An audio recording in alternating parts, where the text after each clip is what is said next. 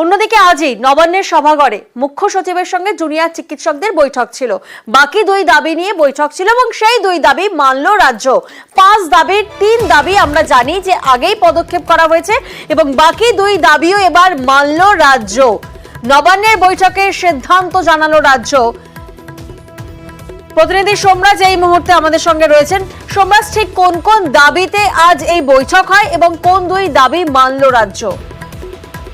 দেখো, মূলত জুনিয়র চিকিৎসকদের তরফে যে 5 দফা দাবি রাখা হয়েছিল তার মধ্যে চতুর্থ এবং পঞ্চম দাবি, অর্থাৎ হাসপাতালগুলির সার্বিক সুরক্ষা ব্যবস্থা, নিরাপত্তা ব্যবস্থা এবং তার সঙ্গে পরিকাঠামোগত বিষয়ে একাধিক দাবি।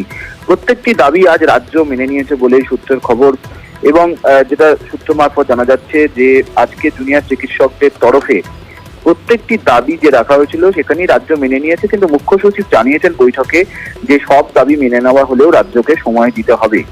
তখন জুনিয়র চিকিৎসকরা জানান যে রাজ্য সরকারের তরফে দাবি মানা নিয়ে যদি নির্দিষ্ট কোনো সার্কুলার বা নির্দেশিকা জারি না করা হয় তাহলে তারা অবস্থান তুলবেন না।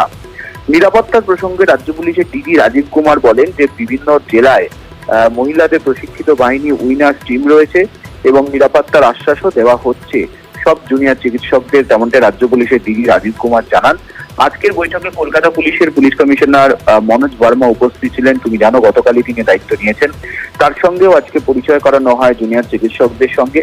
পাশাপাশি জুনিয়র চিকিৎসকরা বৈঠকে দাবি করতে থাকেন যে হাসপাতালে দালাল চক্র বন্ধ করার পাশাপাশি তারা দাবি করেন যে হাসপাতাল ঢুকে যেন একটা ডিসপ্লে থাকে যে কোন বেডে কোন ডিপার্টমেন্টে কত সংখ্যক বেড রয়েছে তা যাতে সাধারণ মানুষ জানতে পারেন। সেখানে প্রত্যেকটি দাবির সঙ্গেই একমত হয়েছে রাজ্য এবং সেক্ষেত্রে বলা হয়েছে যাতে কোনো চুক্তিভিত্তিক কর্মী হাসপাতালে রাখা যায় না। তখন রাজ্যের তরফে সেই সময় জানানো হয় যে গোটা বিষয়টি বিবেচনাধীন রয়েছে এবং আজকের বৈঠক অনেকটাই ইতিবাচক হয়েছে, তেমনটাই এখনো পর্যন্ত নবান্ন সূত্রে খবর। এখনো বৈঠকের মিনিটস লেখার কাজ চলছে।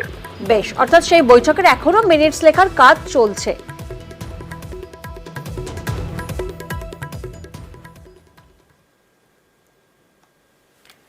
জুনিয়র ডাক্তারদের এবার কাজে ফেরার বার্তা দিলেন অভিষেক বন্দ্যোপাধ্যায়। সোশ্যাল মিডিয়ায় তৃণমূলের সর্বভারতীয় সাধারণ সম্পাদক লিখেছেন, জুনিয়র ডাক্তারদের দাবি মেনে সেসব পূরণ করছে রাজ্য সরকার, এবার তাদের কর্মবিরতি প্রত্যাহারের বিষয়ে ভাবা উচিত। এই পোস্টে সিবিআই কেও খোঁচা দিয়েছেন অভিষেক।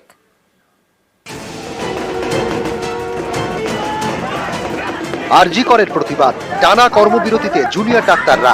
ইতিমধ্যে তাদের সিংহভাগ দাবি মেনে নিয়েছে রাজ্য সরকার। পুলিশ ও স্বাস্থ্য বিভাগের শীর্ষ স্তরে একাধিক রদবদল করা হয়েছে, তারপরেও আন্দোলনে অনড় জুনিয়র ডাক্তাররা।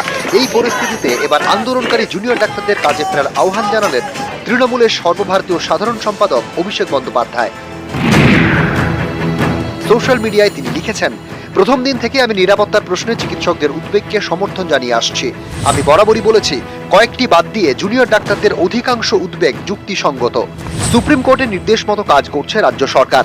রাজ্য সরকার সুপ্রিম কোর্টে জানিয়েছে, হাসপাতাল এবং মেডিকেল কলেজগুলির পরিকাঠামোগত উন্নয়ন এবং নিরাপত্তার উন্নতির জন্য বেশিরভাগ কাজই চলছে। আশা করা যায় সেই সব কাজ 14 দিনের মধ্যে শেষ হয়ে যাবে। এছাড়া আন্দোলনকারীদের দাবিকে সম্মান জানিয়ে কলকাতা পুলিশ এবং স্বাস্থ্য দপ্তরের একাধিক শীর্ষকর্তাকে বদলি করেছে রাজ্য সরকার, ঠিক যেমন ঘোষণা করেছিলেন মুখ্যমন্ত্রী। এরপর সদিচ্ছা দেখিয়ে জুনিয়র ডাক্তারদের কর্মবিরতি তুলে কাজে ফেরার কথা ভাবা উচিত। জনগণের পাশে দাঁড়াতে রাজ্য সরকারের সঙ্গে যৌথভাবে কাজ করা উচিত, যাতে টাস্ক ফোর্সের উদ্যোগগুলিকে দ্রুত কার্যকর করা যায়। আরজি করে ধর্ষণ খুনের মামলায় তদন্ত করছে সিবিআই। এদিনের পোস্টে সেই সিবিআইকে খোঁচা দিয়েছেন অভিষেক বন্দ্যোপাধ্যায়। লিখেছেন, কোনো অপরাধী যাতে রেহাই না পায় সেটা নিশ্চিত করা সিবিআই এর দায়বদ্ধতা। দ্রুত শাস্তির ব্যবস্থা করতে হবে। সিবিআই এর রেকর্ডই তাদের হয়ে কথা বলে। গত 10 বছরে সিবিআই একটি মামলারও তদন্ত শেষ করতে পারেনি। Justice delayed is justice denied. News 18 Bangla.